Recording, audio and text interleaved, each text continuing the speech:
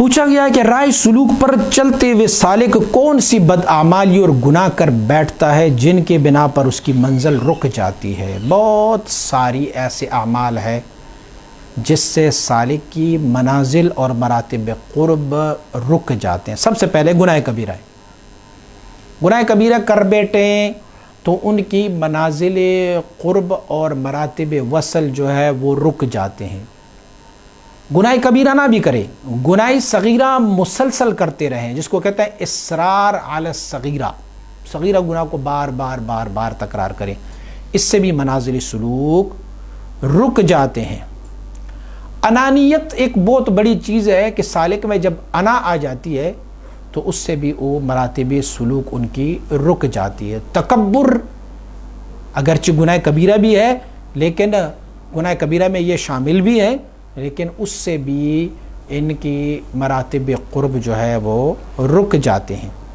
اسی طرح طریقت کی اصولوں کی خلاف ورزی کرتے ہوئے بھی اس کے مراتب رک جاتے ہیں۔ طریقت کے اصول ہوتے ہیں ان اصولوں میں جو ہے نا وہ اکثر و بیشتر شیخ ان کو جو طریقہ بتاتے ہیں اس طریقے کے وہ خلاف کر بیٹھے تو ان کے منازل رک جاتے ہیں۔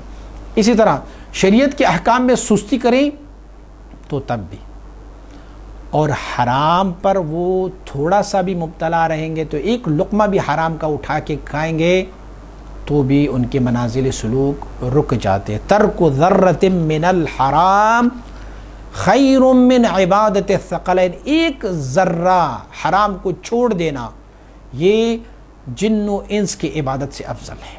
یعنی اگر سالک کے منہ میں کوئی لقمہ حرام کا، پیسہ حرام کا یا اسی طرح کوئی اور چیز، یہ اگر ان کی منہ میں چلا جاتا ہے، ان کے لباس میں کوئی حرام شامل ہو جائے تو مراتب قرب رک جاتے ہیں۔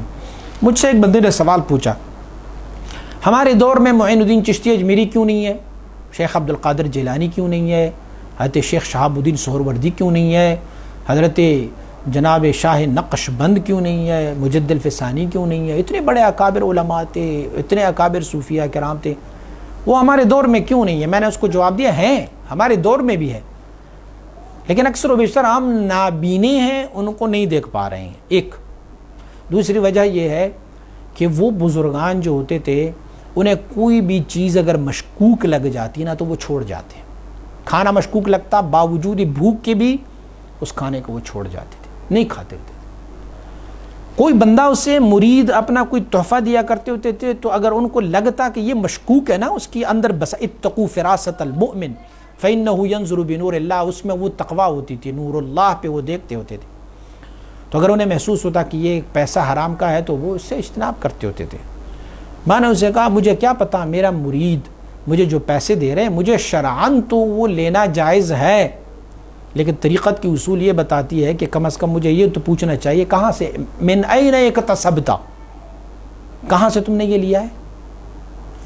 بلکہ ہمارے ہاں تو مشائخ نے دستور العمل یہ بھی بنائے ہوا، زکوٰۃ کے پیسے بھی دھڑا دھڑ لے رہے ہیں، کھا رہے ہیں آرام سے، تو کہاں زکوٰۃ کے پیسے ان کے لیے جائز ہیں؟ تو اگر ایک لقمہ جو ہے نا وہ ایک ذرے کا حرام کا لقمہ ان کی جسم کے اندر چلا گیا تو پھر ان کی مراتب قرب جو ہے وہ رک جاتے ہیں۔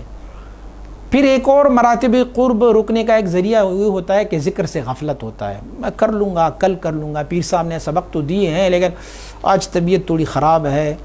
بھئی مومن کی شان یہ ہوتا ہے کہ کل یوم ہوا فی شأن، ذات باری تعالیٰ کا حکم ہے۔ آپ اللہ رب العزت کی ذات مبارکہ کا یہ ہے کہ ہر لمحہ وہ الگ شان میں ہے، تو مومن کی ہے ہر لحظہ نئی آن اور نئی شان، علامہ اقبال نے فرمایا نا، تو ہر لمحہ نئی آن اور نئی شان کیسے ملے گی؟ کہ جب وہ ہر لمحہ اس ذکر میں لگتا رہے گا، تو جب ذکر کرتے جائیں گے تو ان کی درجات فوق، ذکر سٹاپ، مراتب قرب سٹاپ، بس یہ ہوگا۔ آج طبیعت خراب ہے، آج یہ ذکر میں سستی اور غفلت جو ہے یہ بھی مراتب قرب کو روک دیتی ہے۔ اور جو مین پوائنٹ ہے وہ یہ ہے کہ شیخ کی بے ادبی، بس اپنے شیخ کے ساتھ بے ادبی کی جو وہ اعمال سر انجام دے دیتے ہیں اس سے بھی ان کی مراتب قرب رک جاتے۔ مجد الفسانی رحمۃ اللہ تعالی نے فرمایا الطریقۃ کلھا ادب، یا پھر الطریق کلہ ادب، طریقہ سارے کا سارا ادب ہی ادب ہے. ایچ بے ادبی بخدا نہ رسد, فرمایا کوئی بھی بے ادب جو ہے وہ اللہ کا وصل و قرب نہیں پا سکتا.